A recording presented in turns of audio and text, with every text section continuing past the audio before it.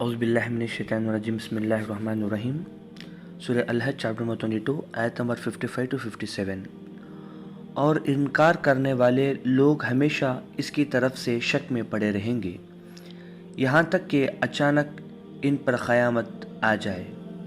یا ایک منحوس دن کا عذاب آ جائے۔ اس دن سارا اختیار صرف اللہ کو ہوگا، وہ ان کے درمیان فیصلہ فرمائے گا۔ بس جو لوگ ایمان لائے اور اچھے کام کیے وہ نعمت کے باغوں میں ہوں گے، اور جنہوں نے انکار کیا اور ہماری آیتوں کو جھٹلایا تو ان کے لیے ذلت کا عذاب ہے۔ جیسے کہ پچھلی آیتوں کے اندر بھی یہ بات بتائی گئی کہ اللہ سبحانہ و تعالی پیغمبر کے ذریعے سے میسیج پہنچاتا رہتا ہے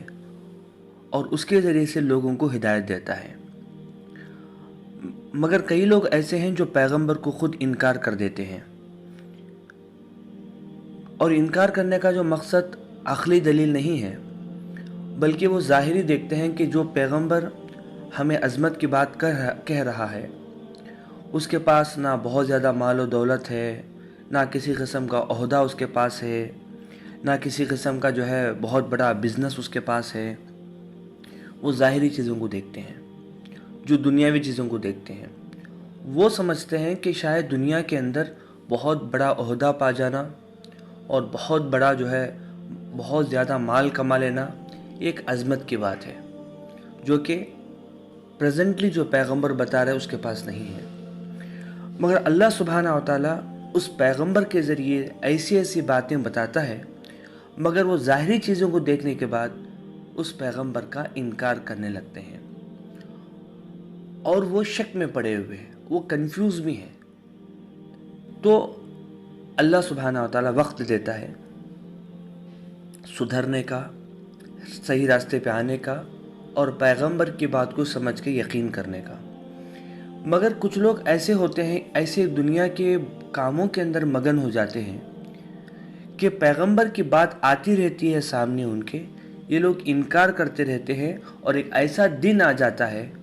جس کو اللہ سبحانہ وتعالی یہاں پر منحوس دن کہا ہے۔ اللہ نے کہا ہے کہ ایک قیامت کا دن، یہ لوگ انکار کرتے رہیں گے، قیامت آ جائے گی، اور جیسے ہی قیامت آ جائے گی ان کا جو ہے فیصلہ کر دیا جائے گا۔ اس کے بعد ان کو نہ ہدایت دی جائے گی، نہ سدھرنے کا موقع دیا جائے گا، نہ توبہ کا دروازہ کھلا رہے گا، بلکہ اگر وہ منحوس دن یعنی قیامت کے دن آ جائے تو اللہ سبحانہ وتعالیٰ کے اختیار میں ساری چیزیں ہوں گی۔ اللہ سبحانہ وتعالیٰ آپ کے اختیار میں کچھ نہیں دے گا۔ جیسے کہ ابھی اللہ سبحانہ وتعالیٰ نے یہ امتحان کی جگہ ہے، کچھ اختیارات انسان کے انڈر میں دے رکھے ہیں، جیسے صحیح راستے پہ چلنا اور جو ہے ایمان لانا، اللہ پہ یقین کرنا، پیغمبروں کی بات پہ ماننا، اللہ نے اختیارات دے کے رکھے ہیں۔ مگر جیسے قیامت آ جائے گی اللہ سبحانہ وتعالیٰ یہ اختیارات صرف اور صرف اللہ کے پاس ہوگا اور کسی کے پاس نہ ہوگا، اور اللہ آگے فرماتا ہے وہ ان کے درمیان فیصلہ فرمائے گا۔ جو بھی لوگ کنفیوز ہیں، جو بھی لوگ انکار کیے ہیں، جو اللہ پہ یقین کیے ہیں، جو پیغمبر کی بات مانے ہیں، اللہ سبحانہ وتعالیٰ سارے لوگوں کو ایک ساتھ ٹریٹ نہیں کرے گا، بلکہ اللہ سبحانہ وتعالیٰ ان کے درمیان فیصلہ کرے گا۔ بس جو لوگ ایمان لائے اور اچھے کام کیے وہ نعمت کے باغوں میں ہوں گے۔ اللہ نے ایک دم کلیئر کہہ دیا کہ جو یقین کیے اللہ پر،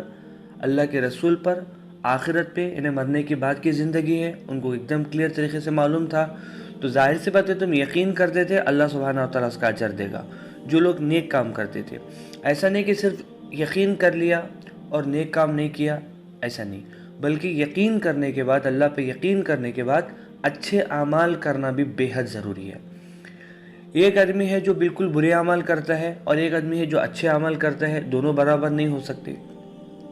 اللہ سبحانہ وتعالیٰ یہاں پر کلیئر طریقے سے بتا دیا گیا، جو لوگ ایمان لائے اور اچھا عمل کیے وہ نعمت کے باغوں میں ہوں گے، اور جنہوں نے انکار کیا اور ہماری آیتوں کو جھٹلایا، یعنی انکار کر دیا اللہ کی باتوں کو، اللہ کے رسول کی باتوں کا انکار کر دیا، مرنے کے بعد کی جو زندگی ہے اس پہ انہوں نے انکار کر دیا، تو اللہ سبحانہ فرماتا ہے ان کے لیے ذلت کا عذاب ہوگا۔ بس اللہ سے دعا ہے کہ اللہ سبحانہ وتعالی ہمیں اللہ پہ یقین کرنے،